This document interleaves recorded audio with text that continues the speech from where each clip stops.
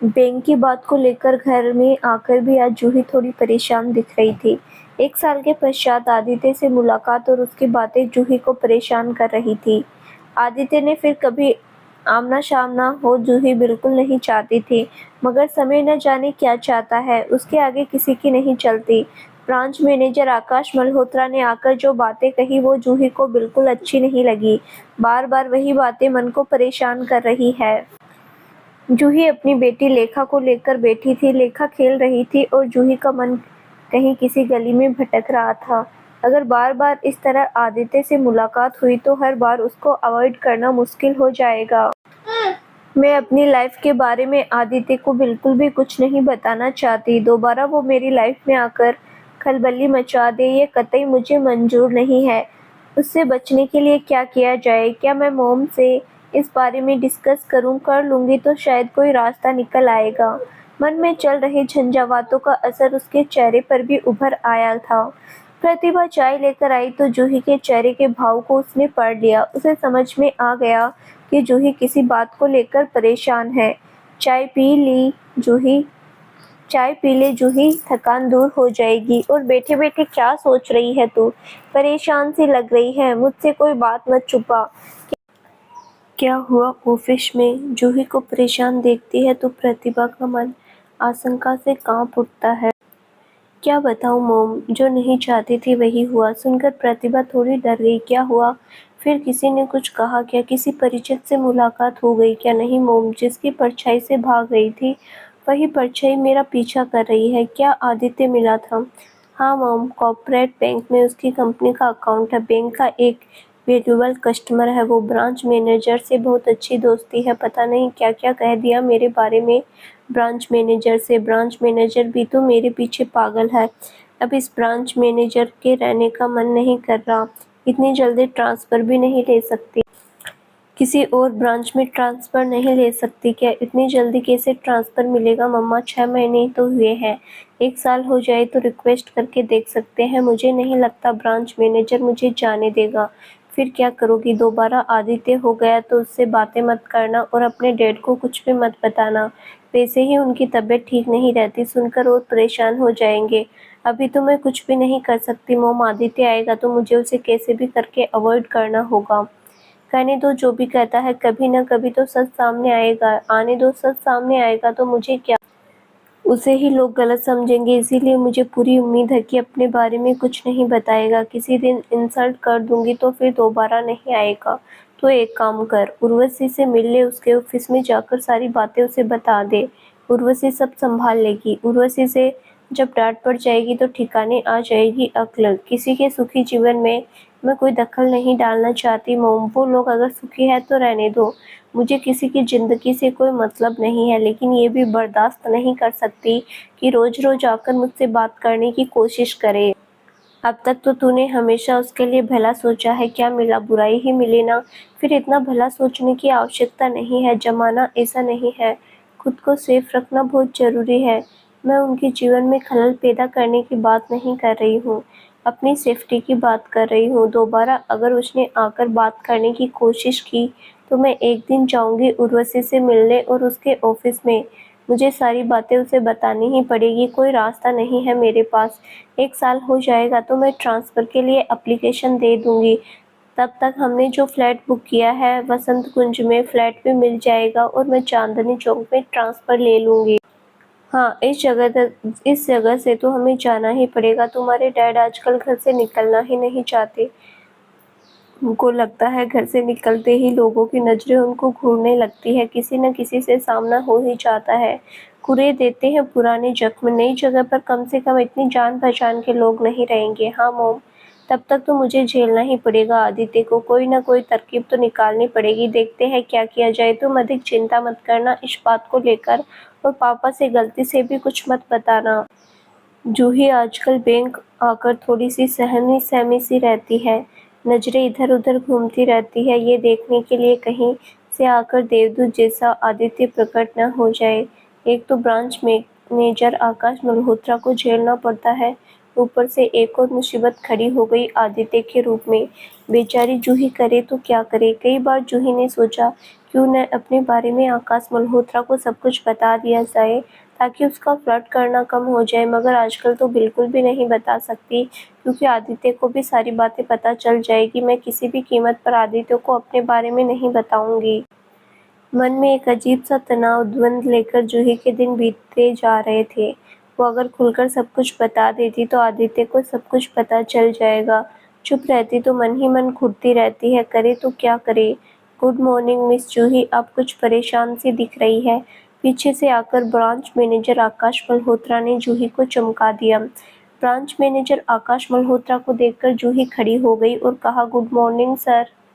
Sit down. खड़ी होने की आवश्यकता नहीं है, बैठकर बातें करिए। ये सर कहकर जूही बैठ गई और मन ही मन सोचने लगी, पता नहीं फिर कौन सी बातें करने आया है आकाश मल्होत्रा।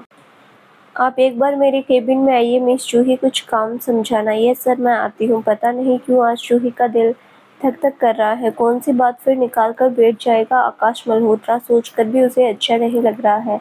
धीरे से दरवाजा खोलकर जूही ने मैनेजर के रूम में प्रवेश किया। आइए बैठ जाइए मिस जूही। जूही ने बैठते ही, थैंक यू सर, बताइए क्या काम समझाएंगे। बिना कोई भूमिका बांधे आकाश मल्होत्रा ने सीधी बात की। आपके बारे में शिकायत आई है मिस जूही। आप तो जानती ही है बैंक कस्टमर को कभी अवॉइड नहीं कर सकती। कस्टमर जो भी प्रश्न करे या बातें करे, रिस्पेक्टफुली हमें जवाब देना है। मैंने किसी भी कस्टमर को अवॉइड नहीं किया, ना ही किसी के साथ मिसबिहेव किया सर। किसी ने आपसे शिकायत की है क्या? याद करिए, एक कस्टमर के साथ किया है। जूही मन ही मन सोचने लगी, कहीं आदित्य ने कोई शिकायत तो नहीं की। मैंने उससे बहुत रूडली बात की थी, कहीं नहीं करूँ तो क्या करूँ। पर्सनल बातें पूछ रहा था। मैं ऑफिस में बैठकर पर्सनल बातें किसी से नहीं कर सकती। आदित्य से तो बिल्कुल भी नहीं। क्या सोच रही है मिस जूही? कुछ याद आया? नहीं सर। आप ही बताइए, किसने शिकायत की? कौन है जिसके साथ मैंने मिसबिहेव किया? मिस्टर आदित्य चोपड़ा से आपने बहुत रूडली बात की थी। शायद कुछ बातें पूछना चाह रहा था। आपको पता है चोपड़ा एंड सन्स कंपनी कितनी बड़ी कंपनी है? वो हमारा वैल्यूएबल कस्टमर है। ऐसी कंपनी के मालिक के साथ आप इस तरह की बातें नहीं कर सकती, बहुत सख्ती से कहा आकाश मल्होत्रा ने। आकाश मल्होत्रा की बात सुनकर जूही सोचने लगी, कितनी बड़ी कंपनी। आपसे अच्छी तरह मैं जानती हूँ आदित्य चोपड़ा कितना शरीफ इंसान है, ये आप मुझसे अच्छा नहीं जानते, मगर मैं बता नहीं सकती, ये मेरी मजबूरी है। आप जो भी कहेंगे मुझे मानना पड़ेगा, इसके अलावा मेरे पास कोई रास्ता नहीं है। तो मिस्टर आदित्य चोपड़ा ने मेरी शिकायत की। डायरेक्ट शिकायत भी नहीं की, मगर आपके बिहेवियर से अनहैप्पी जरूर है। सर, अगर कोई कस्टमर पर्सनल बातें करना चाहिए तो मुझे क्या करना चाहिए? फिर तो आपको मना कर देना चाहिए। बैंक में केवल बैंक से संबंधित बातें ही करनी चाहिए। आदित्य चोपड़ा मुझसे पर्सनल बातें ही पूछ रहे थे, इसीलिए मैंने उन्हें मना किया पर्सनल बातें करने के लिए, तो उनको बात बुरी लग गई। बताइए इसमें मेरा क्या दोष है? पर उसने तो कहा वो आपका हालचाल पूछ रहे थे और आपने रूडली बात की। जब मैं उनको जानती ही नहीं, फिर हालचाल भी क्यों पूछना? ऐसा नहीं है मिस जूही, इंसानियत की खातिर कोई भी पूछ सकता है कि how are you, how is it going. इसमें कोई बुराई नहीं है। बैंक के स्टाफ का कस्टमर के साथ एक बहुत अच्छा रिलेशन और अंडरस्टैंडिंग होनी चाहिए। इस नाते कई बार वे आकर हालचाल पूछते, इसमें कोई बुराई नहीं है, ना ही पर्सनल बातों में दखलंदाजी कहते हैं इसे। आज आकाश मल्होत्रा थोड़ा सा अनहैप्पी था। मुझे अगर पसंद नहीं हो तो मुझे क्या करना चाहिए? ऐसे में आप मना कर सकती है, परंतु पोलाइटली, रूडली नहीं। वैसे भी जब बैंक ज्वाइन करते हैं तो कस्टमर से किस तरह बिहेव करना है, कैसा संबंध रखना चाहिए, इस बारे में स्पष्ट बताई जाती है। आपको सभी बात पता है, फिर आप किसी कस्टमर के साथ ऐसा नहीं कर सकते। किसी का ईगो हर्ट नहीं होना चाहिए, क्योंकि एक बैंक के लिए कस्टमर सब कुछ है। मैंने उनको पहले पोलाइटली मना किया था, फिर भी दोबारा पूछा तो मैंने रूडली कहा था। इतनी गलती हो गई मुझसे। गलती नापने का कोई पैमाना नहीं होता। गलती तो गलती है, चाहे इतनी सी ही क्यों हो, चाहे ज़्यादा हो। बैंक एक ही बात जानती है कि कस्टमर को ईगो हर्ट हुआ है, उसने खुद को अपमानित महसूस किया है, दैट्स ऑल। मुझे एक बात समझ नहीं आती मिस जूही, आदित्य चोपड़ा से बात करने के लिए, उसकी कंपनी में काम करने के लिए लोग पागल हैं और आप की बात ही नहीं करना चाहती। कारण क्या है? वैसे आप दोनों क्लासमेट पे रह चुके हैं, क्लासमेट होने के नाते तो बात कर ही सकते हैं। आदित्य चोपड़ा ने इतनी एलर्जी क्यों है आपको, क्या मैं जान सकता हूँ? कुछ बातें व्यक्तिगत होती है सर। मेरे हिसाब से व्यक्तिगत बातें ऑफिस में करना ठीक नहीं है। आपसे एक रिक्वेस्ट है, कृपया आप मिस्टर आदित्य चोपड़ा को समझा दीजिए मुझसे व्यक्तिगत बातें ना करें, फिर तो कोई प्रॉब्लम ही नहीं है। इतने वैल्यूबल कस्टमर से मैं इस तरह की बातें नहीं कर सकता। हमारे बैंक में उनका एक इम्पोर्टेंट पोजीशन है, उनकी व्यक्तिगत बातों में हस्तक्षेप नहीं कर सकता। वे किससे बात करेंगे, क्या बात करेंगे, मैं ये कैसे तय कर सकता हूँ? आप स्वयं ही उनसे निपट लेना। परंतु एक बात का ध्यान रखना, मेरे पास कोई शिकायत नहीं आनी चाहिए। You know customer is always right, don't forget it. ठीक है, अब आप जा सकती है, जूही से नजरें मिलाए बिना ही कहा आकाश मल्होत्रा ने। जूही ने एक बार फिर आकाश मल्होत्रा की ओर देखा और कहा, थैंक यू सर। वो तेज कदमों से चलकर केबिन से निकल गई। गुस्से में उसकी आंखों में आंसू आ गए। वो मन ही मन सोचने लगी, तो आदित्य इस हद तक जा सकता है। जब मैंने उससे बात करने से मना कर दिया तो जाकर ब्रांच मैनेजर से शिकायत कर दी। उसका ईगो हर्ट हुआ। इतना ईगो वाला है तो क्यों आया था मुझसे बात करने के लिए? मैं खुद तो नहीं गई थी उससे बात करने के लिए। बात भी करना है तो बैंक से संबंधित बात करे, व्यक्तिगत बातें क्यों करे कोई? चाहे मेरी बैंक की नौकरी रहे ना रहे, मैं आदित्य से किसी भी कीमत पर पर्सनल बातें नहीं करूंगी।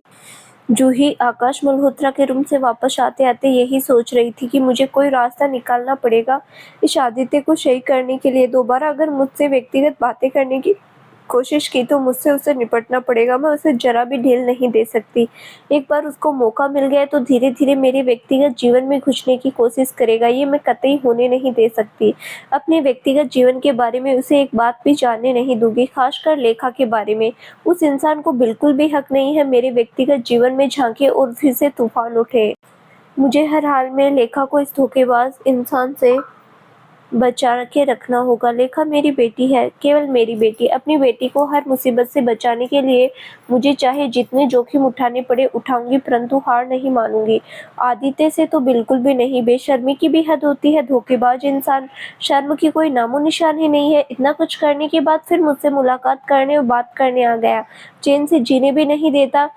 Spineless person. गुस्से में जूही की आंखें आग बरस रही थी। उसने मन ही मन एक दृढ़ निश्चय किया और तेज कदमों से चलकर अपनी सीट पर जाकर बैठी। प्रतिभा लेखा को लेकर सामने लॉन में खेल रही थी और जूही के आने का इंतजार कर रही थी। जूही के आने के बाद चाय पी। सब लोग मिलकर चाय पीते हैं। चाय की तलब हो रही थी मगर अभी तक जूही घर नहीं पहुंची थी। उसके मन में थोड़ी चिंता भी हो रही थी जूही के न आने के कारण। उसका मन फिर सोच की गली में भटकने लगा। पता नहीं क्यों देर हो रही है, कहाँ अटक गई।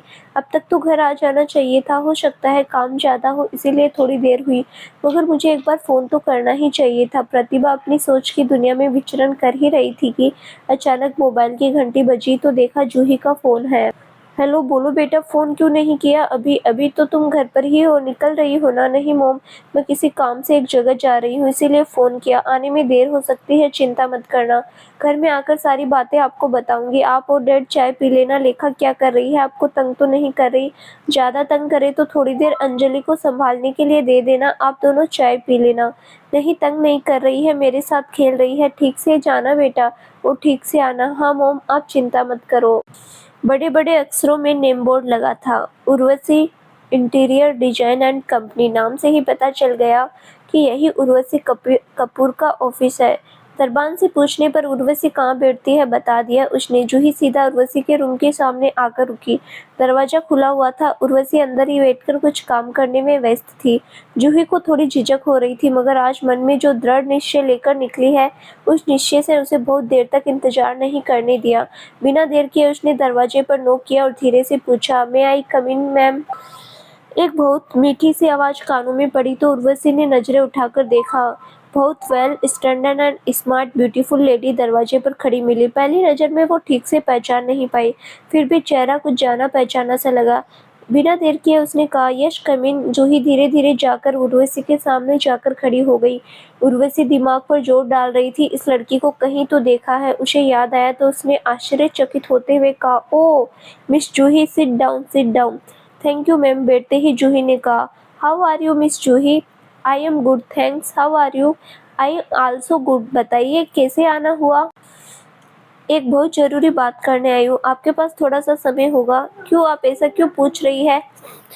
वो इसीलिए कि बातें थोड़ी लंबी है, आपके पास समय नहीं है तो फिर कभी आ सकती हूँ, कट से दिखाते हुए जूही ने कहा। नहीं, मेरे पास समय है, आप कह सकती हैं। आप भी तो अपना समय लेकर आई है, जरूर कोई इम्पोर्टेंट बात है, आप मुझसे शेयर करना चाहती हैं तो मुझे आपको समय देना चाहिए, एक मीठी मुस्कान बिखेरते हुए उर्वशी ने कहा। उर्वशी की मुस्कान और बात से जूही काफी प्रभावित हुई। जितनी देखने में खूबसूरत और स्टाइलिश है उर्वशी, बातों में उतनी ही मिठास भी है और ह्यूमैनिटी भी है। बिजी होने के बावजूद भी मुझे अपना कीमती समय देने के लिए झट से तैयार हो गई। आप जितनी ऊपर से खूबसूरत है, आपका दिल भी उतना ही खूबसूरत है, जूही ने तारीफ करते हुए कहा। Thank you very much. हर इंसान में इतनी इंसानियत तो होनी चाहिए। आप इतनी दूर से मुझसे बात करने आई है तो मैं मना कर दूं, ये तो इंसानियत नहीं हुई। आप क्या कहना चाहती है, शुरू करिए, सुनने के लिए तैयार हूँ। हाँ, शाम का वक्त है, मतलब चाय पीने का समय है। आप चाय लेंगे या कॉफी? इसकी कोई आवश्यकता नहीं, आप तकलीफ मत करिए। तकलीफ कैसी? मैं कोई चाय कॉफी बना तो नहीं रही हूँ, पास में ही कॉफी हाउस है, सर्वेंट जाकर ले आएगा। ठीक है, फिर चाय मंगा लीजिए। चाय की तलब मुझे भी हो रही है, दरअसल ऑफिस से बिल्कुल सीधा आपके पास चली आ रही हूँ, चाय पीने का वक्त ही नहीं मिला। ये हुई ना बात, मुझे आपकी साफगोई अच्छी लगी। फिर उर्वशी ने सर्वेंट को आवाज लगाते हुए कहा, माधव 2 कप चाय ले आना। जी मैडम, अभी लेकर आता हूँ, सर्वेंट ने कहा और चाय लेने चला गया। चलिए मिस जूही, जब तक चाय आती है तब तक बात शुरू कीजिए, उर्वशी ने जिज्ञासा हो रही थी। जूही कुछ देर चुप होकर सोचने लगी, कहाँ से शुरू करूं। क्या हुआ, आप एकदम खामोश हो गई? झिझक छोड़िए, बिल्कुल बिंदास बात करिए। आपकी पर्सनल बात भी होगी तो भी मुझ तक सीमित रहेगी, किसी और को पता नहीं चलेगी कभी भी। मुझ पर आप यकीन कर सकती हैं मैम। बात आपके हस्बैंड के बारे में है, इसीलिए सोच रही हूँ कहाँ से शुरू करूँ। अच्छा, आप मेरे हस्बैंड को तो पहले से ही जानती है, उनके ऑफिस में काम भी कर चुकी है, वही पहली मुलाकात हुई थी हमारी। क्या किया मेरे हस्बैंड ने? आपके हस्बैंड को मैं स्कूल लाइफ से जानती हूँ, हम दोनों बहुत अच्छे दोस्त थे। इतना कहकर जूही फिर रुक गई और सोचने लगी, सब बातें बता दूं क्या? जानकर उर्वशी को दुख तो नहीं होगा या गुस्सा तो नहीं हो जाएगा?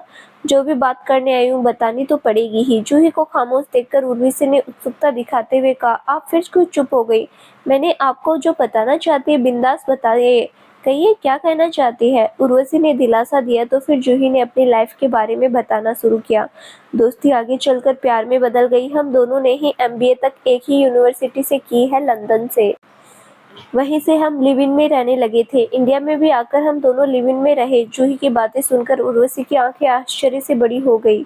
शादी के बाद ही मुझे आदित्य पर शक हुआ था, उसके बिहेवियर से लगा था कोई न कोई उसके दिल में है। उससे शादी करके मुझे कभी उसका सच्चा प्यार नहीं मिला। यूँ कह सकती हो उसने मुझे कभी सच्चा प्यार नहीं दिया। मैं जानना तो चाहती थी कि कौन है उसके दिल में, परंतु आज तक मुझे पता नहीं चला। ओह, वो कोई और नहीं, आप ही हो। अगर मुझसे सच्चा प्यार होता तो आदित्य आपसे शादी क्यों करता? मेरी दौलत के लिए, बेबाकी से बोली उर्वशी ने। उसके पास दौलत की कमी है क्या? उसे और भी दौलत चाहिए थी। उसने मेरे साथ तो धोखा किया ही, साथ साथ आपके साथ भी धोखा किया। मेरी बात छोड़ो, आप अपनी बताओ। आपने शादी के लिए जोर नहीं डाला था क्या? बहुत जोर डाला था, कोर्ट मैरिज करने के लिए भी कहा था, क्योंकि मैं उस समय प्रेग्नेंट थी, परंतु उसके डैड के खिलाफ जाकर कोई काम नहीं करना चाहता था, बल्कि मुझ पर जोर डाल रहा था मैं अबॉर्शन करा दूं।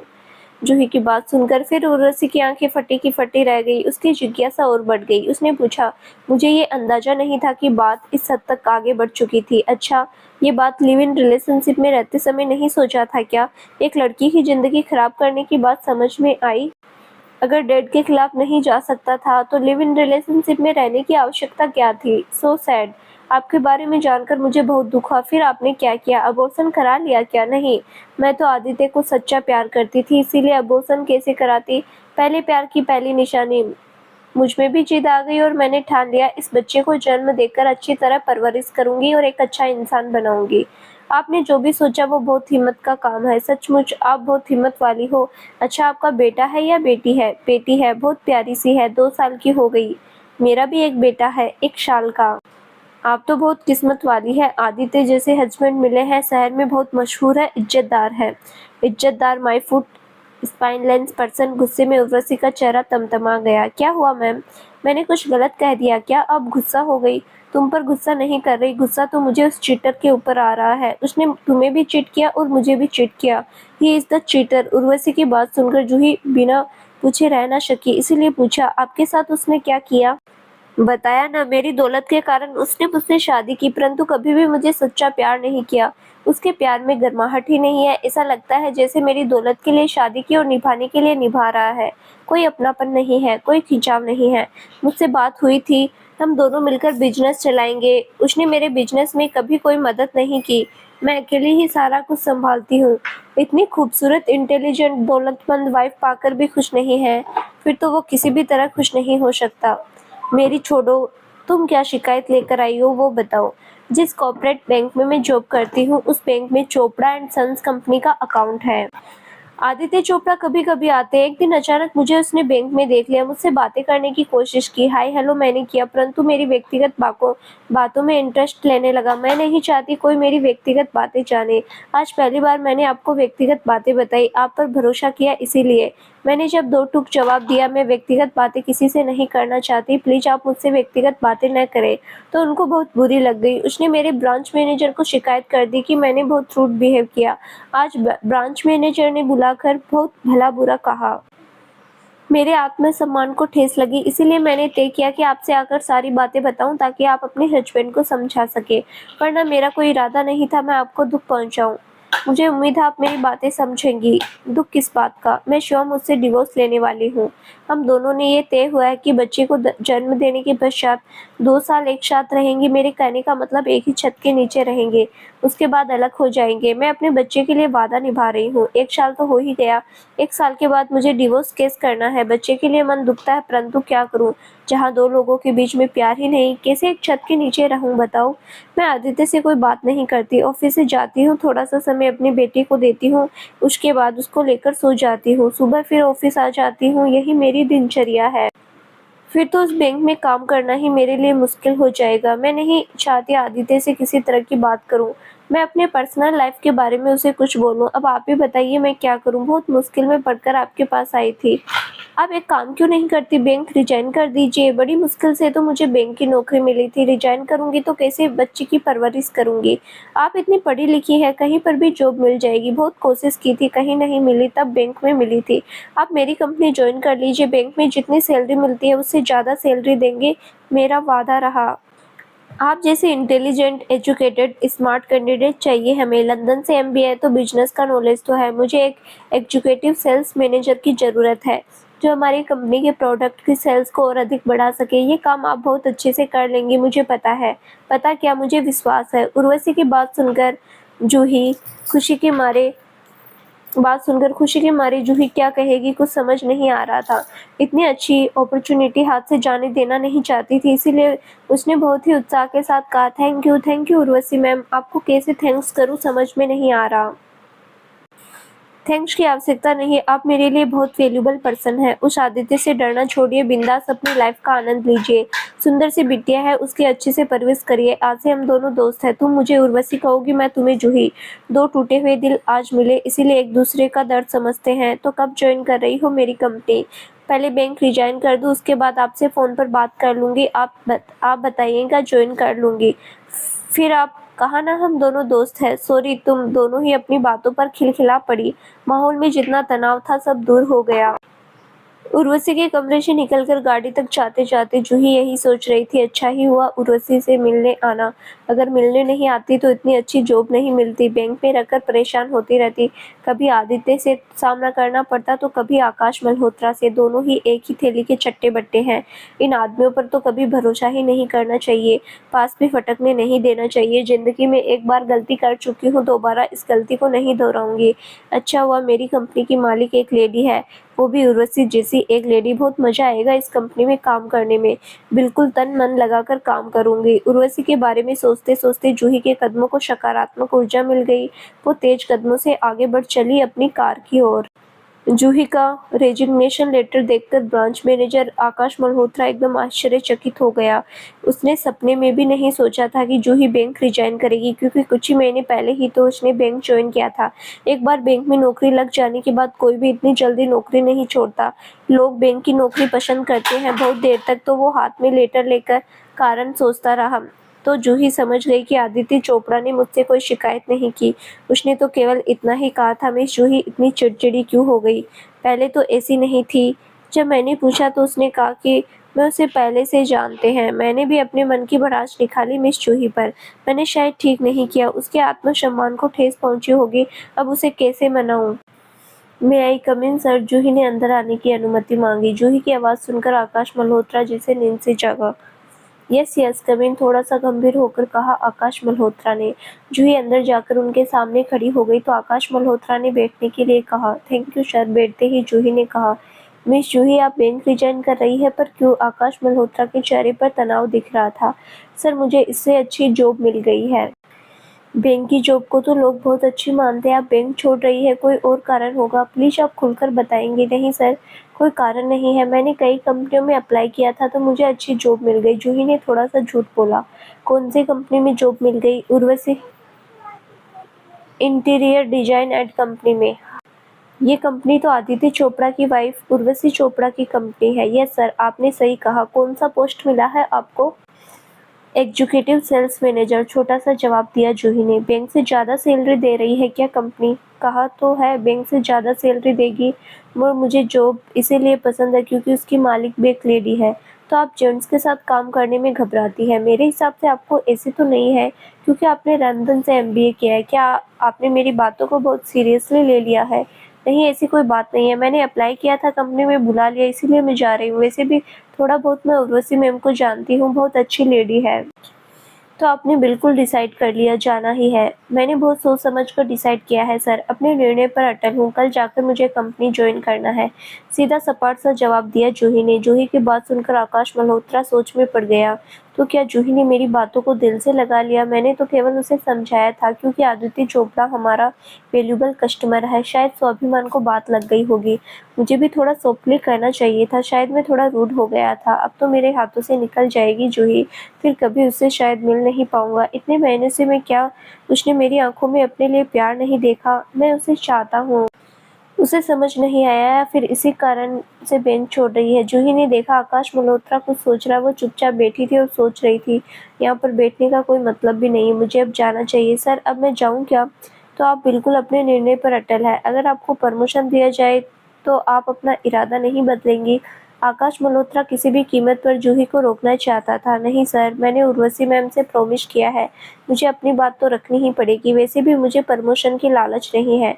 मुझे बैंक का माहौल अच्छा नहीं लग रहा, इसीलिए मैं छोड़ रही हूँ। समझ गया, आपको मेरी बात बहुत बुरी लग गई। सच मानिए, मैंने मन से कुछ नहीं कहा। मैंने केवल अपनी ड्यूटी निभाई है, क्योंकि एक वैल्यूबल कस्टमर की शिकायत थी। कोई भी कस्टमर हो, किसी के पर्सनल लाइफ को जानना चाहे तो कोई भी स्टाफ मेंबर मना कर सकता है। मैंने भी किया था। मैंने कुछ गलत तो नहीं किया। खैर छोड़िए, अब मुझे बैंक में रहना ही नहीं, तो इन बातों में उलझने का कोई अर्थ ही नहीं। मैंने पक्का इरादा कर लिया। बैंक छोड़ने से आपको कोई फ़ायदा तो मिलेगा नहीं। कैसा फ़ायदा? फाइनेंशियल? मुझे चाहिए भी नहीं। मैं जानती हूँ मुझे कोई फाइनेंशियल बेनिफिट नहीं मिलेगा, उसकी आवश्यकता भी नहीं है। मुझे तो केवल शांति से काम करना है। टेंशन लेकर मैं काम नहीं कर सकती। जब मैं अच्छे से काम नहीं कर सकती, बैंक के साथ में मैं न्याय नहीं कर सकती, तो मुझे ऐसी नौकरी नहीं करनी चाहिए। मेरा ये मानना है। जूही ने अपनी बातें स्पष्ट कर दी। ओके ठीक है, फिर मैंने आपका रेजिग्नेशन लेटर एक्सेप्ट कर लिया। Thank you sir, thank you very much. खुश होते हुए जूही ने कहा, कभी कभी मिलने तो आ सकती है। फुर्सत होगी आपके पास? मेरा मतलब हम दोनों एक दूसरे के दोस्त हैं, तो कभी कभी तो मिल ही सकते हैं। अगर मैंने कभी आपको चाय पर बुलाया तो आप आ सकती है ना? आकाश मल्होत्रा ने अभी भी जूही से मिलने की उम्मीद नहीं छोड़ी। आकाश मल्होत्रा की बात सुनकर जूही को थोड़ा गुस्सा तो आया, परंतु उसने स्वयं को शांत रखते हुए कहा, देखते हैं कब कैसा मौका आता है। इंसान को इंसान का दोस्त होना ही चाहिए, दुश्मन नहीं होना चाहिए। हम दोनों दुश्मन नहीं हैं। तो आप अभी जाना चाहेगी? अगर आप परमिशन दे तो जाना चाहूंगी, नहीं तो दिन भर काम कर लूंगी, शाम को जाऊंगी। ठीक है, आप चली जाना, परंतु मेरे साथ एक कॉफ़ी पीनी पड़ेगी। पर मैंने कॉफ़ी तो पी ली। फिर से कॉफ़ी? हाँ चलिए, सीसीडी चलते हैं, वहीं बैठकर थोड़ी बात करेंगे और एक एक कॉफ़ी पियेंगे। फिर उधर से ही आप निकल जाना। न चाहते हुए भी जूही ने हाँ कर दी, क्योंकि उसे जल्दी घर जाने को मिल जाएगा। अपनी प्यारी परी लेखा के साथ थोड़ा समय बिताने का मौका मिल जाएगा।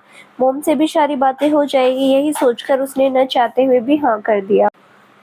सीसीडी में जूही और आकाश मल्होत्रा आमने सामने बैठे थे। 2 कप कॉफी मंगाई, पर कॉफी अभी तक आई नहीं। दोनों ही खामोश थे। आकाश मल्होत्रा सोच रहा था, बात कहाँ से शुरू करे? जूही सोच रही थी, पता नहीं क्या बातें करेगा आकाश मल्होत्रा। लड़कों का काम क्या है, कोई खूबसूरत लड़की देखी नहीं उस पर लट्टू हो जाता है। इनके प्यार का कोई भरोसा नहीं, जब भी किसी लड़की को देखा नहीं कि फ्लर्ट करना शुरू हो जाता है। आकाश मल्होत्रा को मेरी लाइफ के बारे में कुछ भी पता नहीं है, मुझ पर फिदा हुए जा रहा है। पहले आकाश मल्होत्रा ने ही खामोशी तोड़ी। मिस जूही, आपको क्या कभी मेरे मन की बात पता नहीं चली? अनजान बनते हुए जूही ने आश्चर्य भाव दिखाते हुए कहा, कैसी बात सर? आपको सचमुच कुछ पता नहीं चला मेरे मन में क्या चल रहा है? मेरी आंखों को देखकर भी पता नहीं चला, मेरी बातों से भी पता नहीं चला? सच बताइए, आप स्पष्ट कहिए सर, मुझे कुछ समझ नहीं आ रहा। अनजान बनते हुए जूही ने फिर कहा, तो आप मेरे मुंह से ही सुनना चाहती है तो सुनिए, मैं आपको पसंद करता हूँ, प्यार करता हूँ आपसे। आकाश मल्होत्रा की बात सुनकर जूही थोड़ी देर चुप हो गई। उसे समझ नहीं आ रहा था उसकी बातों का क्या जवाब दे। जवाब तो उसे देना ही पड़ेगा, इसीलिए उसने धीरे से कहा, सर आप मेरी लाइफ के बारे में सब कुछ जानते हैं क्या? किसी के चाहने के लिए लाइफ के बारे में जानने की क्या आवश्यकता है? और कोई किसी से छानबीन करके तो नहीं चाहता। चाह तो उसकी पर्सनैलिटी को देखकर हो ही जाती है। आप खूबसूरत है, इंटेलिजेंट है और बहुत अच्छे विचार हैं आपके। मैं बस इतना ही जानता हूँ। आपको पता है मैं मैरिड हूँ या अनमैरिड हूँ? आप मिस लिखती हैं, हस्बैंड का नाम भी नहीं लिखती, फिर मैरिड कैसे हुई? ओह, मैं तो भूल ही गई कि हमारे समाज में किसी की शादी हो जाती है तो साथ में हस्बैंड का नाम होना बहुत ज़रूरी होता है, क्योंकि आज भी किसी लड़की की पर्सनैलिटी को हस्बैंड के नाम के बिना समाज एक्सेप्ट नहीं करता। आपका ख्याल बहुत ही आधुनिक और क्रांतिकारी है, लगता है आप बहुत बड़ी फेमिनिस्ट है, मुस्कुराते हुए कहा आकाश मल्होत्रा ने। हम थोड़ा बहुत पढ़े लिखे इसीलिए अपने अधिकार को समझते हैं। अगर इसे फेमिनिस्ट कहा जाए तो कोई बात नहीं, मैं मान लेती हूँ, मुस्कुराते हुए कहा जूही ने। आपके विचार बहुत अच्छे लगे, मैं भी आजकल की लड़कियों का फेमिनिस्ट होना पसंद करता हूँ। अब समय आ गया है कि लड़कियों को भी बराबर का अधिकार मिले। जूही को इम्प्रेस करने की कोशिश में लगा हुआ आकाश मल्होत्रा को पता नहीं कि जूही के जीवन की एक कड़वी सच्चाई का घूंट पी चुकी है। कोई भी मर्द अब उसे इतनी आसानी से इम्प्रेस नहीं कर सकता। आपके विचार जानकर खुशी हुई मुझे। चलो, मर्द धीरे धीरे मानने लगे हैं, समझने लगे हैं कि लड़कियों को भी बराबर का अधिकार मिलना चाहिए। आप मेरे बारे में कुछ भी नहीं जानती, न कभी पूछा है। जरूरत नहीं समझी, मैं आपकी कलीग, आप ब्रांच मैनेजर, आपसे बारे में कुछ भी पूछने की गुस्ताखी नहीं कर सकती। वैसे भी मुझे ऑफिस में पर्सनल बातें करना पसंद नहीं है। जूही ने दो टक जवाब दिया। आप जानना नहीं चाहेंगी मेरे बारे में? जूही को इम्प्रेस करने की कोशिश जारी है आकाश मल्होत्रा की। आप खुद बताना चाहते हैं तो बताइए, सुनने में कोई बुराई नहीं है, किसी व्यक्ति को जानना कोई बुरी बात नहीं है। आकाश मल्होत्रा थोड़ी देर चुप होकर सोच रहा था कहाँ से शुरुआत करूँ। थोड़ी चुप्पी के बाद उसने कहना शुरू किया, हम दो भाई हैं, मैं छोटा हूँ, बड़ा लंदन में है, डॉक्टर है। जूही को लगा फैमिली हिस्ट्री सुनकर मुझे क्या करना है, शॉर्टकट में अपने बारे में बताइए तो अच्छा है। लगता है आपको सोच रही है, मेरी बात नहीं सुन रही है। नहीं सुन रही हूँ, आप बताइए, बताते जाइए। भाई के बारे में इसीलिए बताया क्योंकि भाई की शादी के समय उसकी ही साली शिखा सिंह से मेरी आंखें चार हुई। वो बहुत खूबसूरत, स्टाइलिश, लंदन से ब्यूटिशियन का कोर्स करके भारत में बहुत बड़ा ब्यूटी पार्लर खोला। पूरे शहर में एज ए ब्यूटिशियन बहुत फेमस है वो। पहला प्यार का नशा था वो, आधुनिक ख्यालों से लबरेज, बहुत कट्टर फेमिनिस्ट है। फेमिनिस्ट होना मेरे लिए कोई बुराई नहीं है, मगर फेमिनिस्ट शब्द को जो लोग गलत तरीके से लेते हैं उनमें से है शिखा सिंह। शादी के बाद समझ आया कि उसके कई फ्रेंड्स हैं जो उसके बहुत करीब है। फ्रेंड्स बनाना भी कोई बुरी बात नहीं है, मगर फैमिली से ज़्यादा अहमियत देना बुरी बात है। शादी के बाद भी वो फ्रेंड्स इतनी ज़्यादा मशगूल रहने लगी कि मुझे समय ही नहीं देती थी। कुछ कहता तो जवाब मिलता, मेरे बिजनेस का एक पार्ट है। अगर मैं लोगों से फ्रेंडशिप नहीं करूंगी तो मेरा बिजनेस कैसे चलेगा? मेरी आज़ादी में तुम खलल नहीं डाल सकते। शादी से पहले ही सब कुछ जानते थे, मैं जैसी थी वैसे ही रहूंगी। एक बात कान खोलकर सुन लो, तुम जो बच्चा चाहते हो ना, वो सपना कभी पूरा नहीं होगा, क्योंकि मैं माँ नहीं बन सकती। माँ बनने से मेरा फिगर मेंटेन नहीं कर पाऊंगी। मेरे पास एक बच्चे को देने के लिए समय भी नहीं है। अगर बच्चे का शौक है तो एक बच्चा अडॉप्ट कर लो और खुद पालो। इसी बात को लेकर अक्सर हम दोनों में तकरार हुआ करता था। बात इतनी बढ़ गई कि डाइवोर्स पर आ गई और हम दोनों अलग हो गए। सुनकर मुझे बहुत दुख हुआ। आज़ाद ख्याल होना, फेमिनिस्ट होना गलत बात नहीं है, मगर मुझे अब समझ में आ रही है कि आज़ादी को हम गलत अर्थ में ले लेते हैं कई बार। किसी भी विषय पर बात करके अपना समय बर्बाद करना जूही को अच्छा नहीं लग रहा था। उसका मन तो अपनी बेटी लेखा के बारे में सोच रहा था। आप कुछ बोलते बोलते रुक गई। आज़ादी को लेकर कुछ बात कर रही थी, आगे भी बोलिए, मैं सुनना चाहता हूँ। आकाश मल्होत्रा ने उत्सुकता कहा। बहुत समय हो गया, अगर अब चलेंगे तो अच्छा होगा, फिर कभी बात करेंगे आपसे। आकाश मल्होत्रा को टालने के लिए जूही ने जाने की बात कही। वो अधिक देर तक आकाश मल्होत्रा को बर्दाश्त नहीं कर पा रही थी। वो तो आप जाना चाहती है, ठीक है, अब हमें चलना चाहिए, फिर दोबारा मुलाकात होगी तो बहुत खुशी होगी। आपका मोबाइल नंबर मेरे पास है, अगर मैं कभी आपको बुलाऊंगा तो आप आएंगी ना? जवाब की प्रतीक्षा कर रहा था आकाश मल्होत्रा। क्या जवाब दे? जूही को कुछ समझ नहीं आया, तो बात को यहीं खत्म करने के लिए उसने कह दिया, हाँ अवश्य, कभी फुर्सत मिलेगी तो अवश्य आएंगे, परंतु अब चलते हैं, ओके बाय, फिर मिलते हैं, कहकर आकाश मल्होत्रा ने एक मुस्कान बिखेर दिया और हाथ हिलाकर विद किया। जूही ने भी न चाहते हुए मुस्कान बिखेर दी और तेज कदमों से आगे बढ़ते बढ़ते सोचने लगी, दुनिया की भीड़ में सभी अकेले हैं। ऊपर से एक हंसी का लबादा उठकर दिखाने का हर शख्स प्रयास करता है, वो बहुत खुश है, मगर यहाँ खुशी मिलना इतना आसान नहीं। यहाँ सच्चा प्यार मिलना है गहरे समुद्र में मोती ढूंढने जैसा काम है। किस सीपी में मोती छुपा ये ढूंढने वाले को पता नहीं लगता। ठीक वैसे ही सच्चा प्यार किसके मन में है, मनुष्य को ऊपर से देखकर पता नहीं लग सकता। आदित्य के प्यार को मैंने भी सच्चा प्यार समझ लिया था, मुझे धोखा मिला। अब देखना है कि उर्वशी मेरी सच्ची दोस्त साबित होती है क्या। तमाम बातें सोचते सोचते अपनी कार के पास आकर उसके कदम अचानक रुक गए और सोच को विराम चिन्ह लगा दिया। आज जूही जल्दी घर पहुंच गई, देखकर माँ प्रतिभा खुश हो गई, मगर फिर वही माथे पर चिंता की लकीरें उभर आई। आज जूही इतनी जल्दी, इस वक्त घर कैसे? अचानक तबीयत तो ठीक है ना? ऑफिस में कुछ गड़बड़ तो नहीं हुआ? ये मुसीबत बेना हमारा पीछा नहीं छोड़ती, फिर कोई मुसीबत मत देना भगवान। मैं भी हमेशा पता नहीं क्या क्या सोचती रहती हूँ। चलो आ ही गई तो पूछ लेती हूँ, आज तू इतनी जल्दी घर कैसे आ गई जूही? तेरी तबीयत तो ठीक है? चिंतित होते हुए प्रतिभा ने पूछा। क्यों, मैं जल्दी नहीं आ सकती क्या? मेरी तबीयत ठीक है मोम। फिर कैसे आ गई? प्रतिभा के माथे पर चिंता की लकीरें उभर आई। मैं जल्दी आती हूँ तो डरती हूँ, देर से आती हूँ तो डरती हूँ, इस तरह डर डर कर कब तक जीती रहोगी मोम? आज एक मजेदार बात हुई मोम, मैंने कल तुम्हें कुछ भी नहीं बताया था, मैं चाहती थी सारी बात पक्की हो जाए पहले, फिर तुम्हें बताऊंगी। खुश होते हुए जूही ने कहा। क्या बात है, बहुत खुश दिख रही है ही खुशी की बात मोम? अब पहेलियां बुझाती रहोगी या सारी बात खुलकर बताएगी? मुझे बड़ी बेचैनी हो रही है, बताती हूँ मोम। चाय का टाइम हो रहा है, एक कप चाय मिल जाए तो फिर बैठकर आराम से बताती हूँ। अपनी परी कहाँ है मोम? बस थोड़ी देर पहले ही सोई है, अब तक तो शैतानियां कर रही थी मेरे साथ, बहुत नचाती रहती है दिन भर मुझे। क्यों अंजलि के पास नहीं रहती क्या? अंजलि घर की नौकरानी है, कुछ देर रहती है फिर नाना नानी करके आ जाती है मेरे पास। अंजलि चाय बना दे हम सबके लिए, अंजलि को आवाज लगाई प्रतिभा ने। डैड सो रहे हैं क्या मोम? हाँ सो रहे थे, अभी उठ गए होंगे शायद। सारी बातें डैड को भी बतानी है कि नहीं, कि केवल मुझे ही बतानी है? सोच रही हूँ पहले तुम्हें बता दूं, अगर तुम्हें लगे कि डैड को बतानी चाहिए तो बता दूंगी, वरना डैड को परेशान करने की मेरी इच्छा नहीं है। वैसे भी डॉक्टर ने कहा है ज्यादा टेंशन नहीं ले तो अच्छा है। तेरे डैड उठ जाए उससे पहले ही मुझे बता दे। प्रतिभा अधीर हो उठी। मॉम कल गई थी मैं उर्वशी से मिलने। उर्वशी कौन है? दिमाग पर जोर डालते हुए पूछा प्रतिभा ने। तुम भूल गई क्या? उर्वशी आदित्य की पत्नी है। ओ याद आया, उससे क्यों मिलने गई थी? फिर कोई मुसीबत ना आ जाए हम पर, उन लोगों से दूर रहना ही अच्छा है। आदित्य के बारे में सारी बातें बताने के लिए बैंक में आकर मुझसे बात करने की कोशिश करता है, बात ना करूँ तो शिकायत करता है। सारी बात मैंने उससे बताई, इससे क्या हो जाएगा? बैंक में तो आएगा, बात करने की कोशिश भी करेगा। उर्वशी रोक पाएगी क्या? उर्वशी मना भी कर देगी तो वो सुनेगा क्या? सिरफिरा इंसान है, उसका नाम ना ही ले तो अच्छा है। उसने रोकने की जरूरत नहीं है मोम, मैंने बैंक ही रिजाइन कर दिया, तभी तो आज जल्दी आ गई। जूही की बात सुनकर आश्चर्य से उछल पड़ी प्रतिभा। बैंक छोड़ दिया? फिर कैसे चलेगा सब कुछ? इतनी अच्छी नौकरी थी। बैंक की नौकरी कोई छोड़ता है क्या? अब क्या करेगी? उर्वशी ने मुझे बैंक से अच्छी नौकरी ऑफर की है, इसीलिए मैंने एक्सेप्ट कर लिया। बैंक में रहती तो मुझे आए दिन आदित्य परेशान करता, मैं आदित्य से मिलना नहीं चाहती, नहीं मेरी जिंदगी के बारे में कुछ बताना चाहती हूँ, इसीलिए मैंने उर्वशी का ऑफर एक्सेप्ट कर लिया। परंतु उर्वशी भी तो आदित्य की पत्नी है, उसकी कंपनी भी तो आदित्य की कंपनी हुई ना, वहाँ भी आदित्य का आना जाना लगा रहेगा। फिर उससे मुलाकात हो जाएगी तो फिर क्या करेगी? नहीं आएगा आदित्य वहाँ पर, क्योंकि उर्वशी आदित्य से डिवोर्स ले रही है।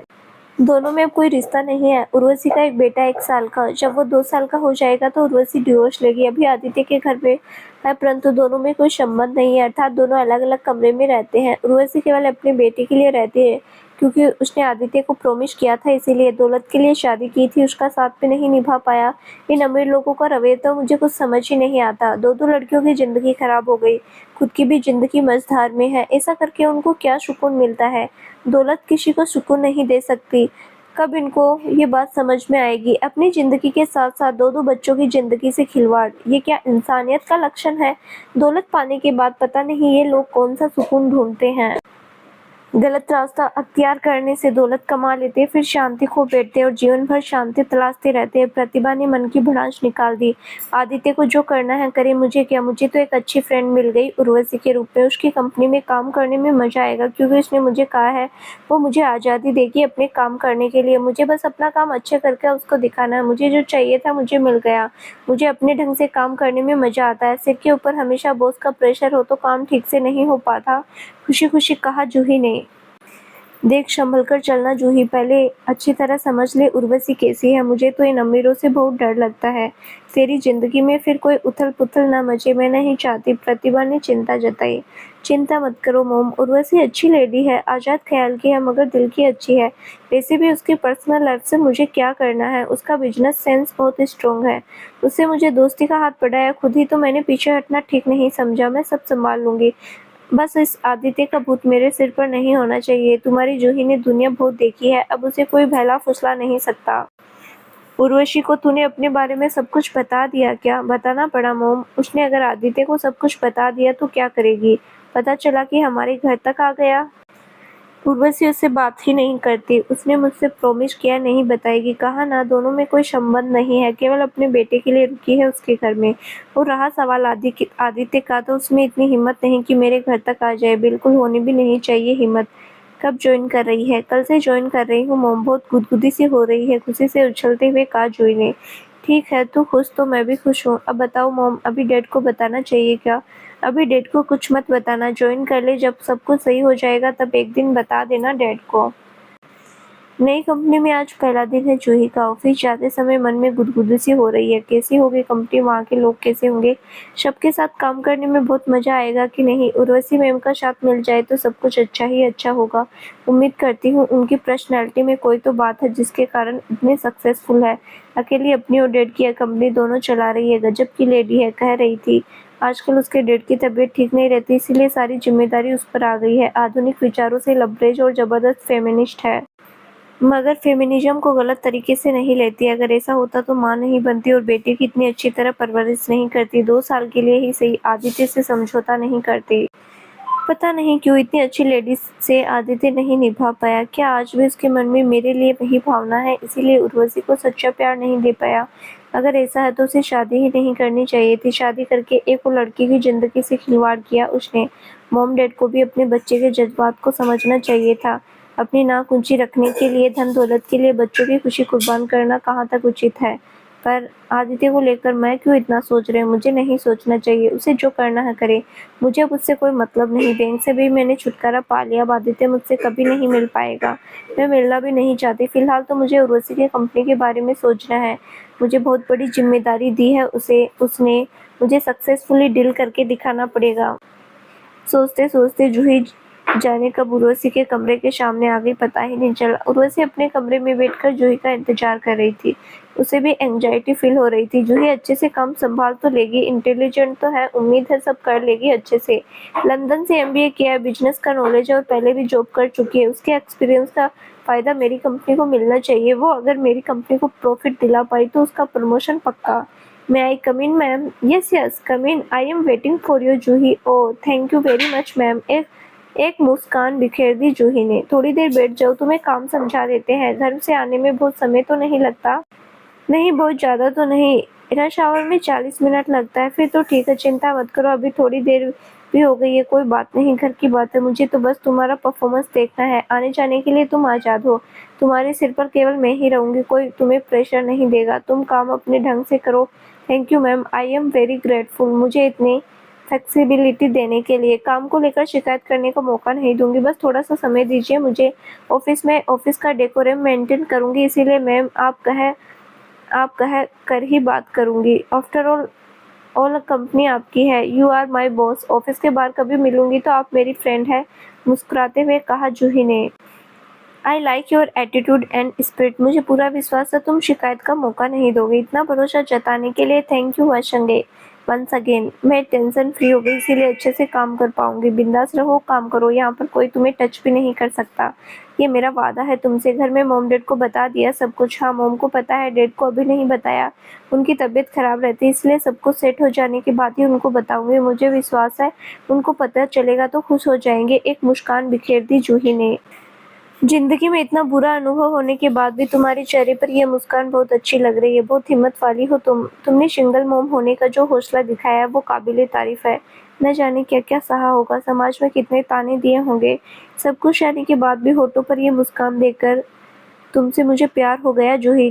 तुम रियल फेमिनिस्ट हो। नहीं मैम, रियल फेमिनिस्ट वो होती है जो हमारे संस्कार संस्कृति को मानते हुए मर्दों के कंधे से कंधा मिलाकर चलती आगे बढ़ती है। मैंने लिव इन रिलेशनशिप में रहकर फेमिनिस्ट शब्द की गलत परिभाषा लिख दी। आज़ादी और फेमिनिस्ट होने का ये अर्थ तो नहीं कि हम अपनी संस्कृति को ताक पर रख दें और मनमानी करें। जिंदगी में इतना बड़ा झटका खाने के बाद मुझे अब पता चला है कि सही मायने में फेमिनिस्ट का डेफिनेशन क्या है।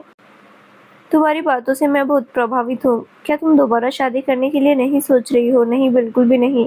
बेटी की अच्छे से परवरिश करना मेरा सबसे बड़ा उद्देश्य है। मुझे अपनी बेटी को पूरी आज़ादी देनी है, मगर आज़ादी के साथ साथ हमारे कुछ संस्कार और संस्कृति को भी मानकर चलना होगा। ऐसी शिक्षा देनी है ताकि वो आगे चलकर मेरी जैसी गलती कतई ना करे। उसे जिस रास्ते पर चलना है चलने के लिए आज़ाद रहेगी, मगर आज़ादी का गलत इस्तेमाल करने नहीं दूंगी। स्ट्रांगली अपनी बात रखी जूही ने।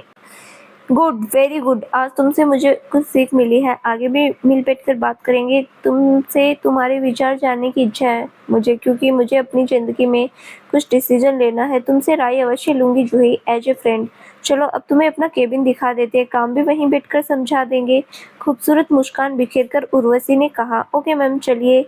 जूही ने भी एक खूबसूरत मुस्कान बिखेर दी। नई कंपनी और पहला दिन, मन में एक उमंग है, तरंग है। वो खुशी खुशी उर्वशी के कदम से कदम मिलाकर अपने केबिन की ओर बढ़ चली। तो दोस्तों, आगे क्या होगा जानने के लिए इस कहानी का अगला भाग जरूर देखें, जो बहुत जल्द ही इस चैनल पर प्रसारित किया जाएगा। धन्यवाद।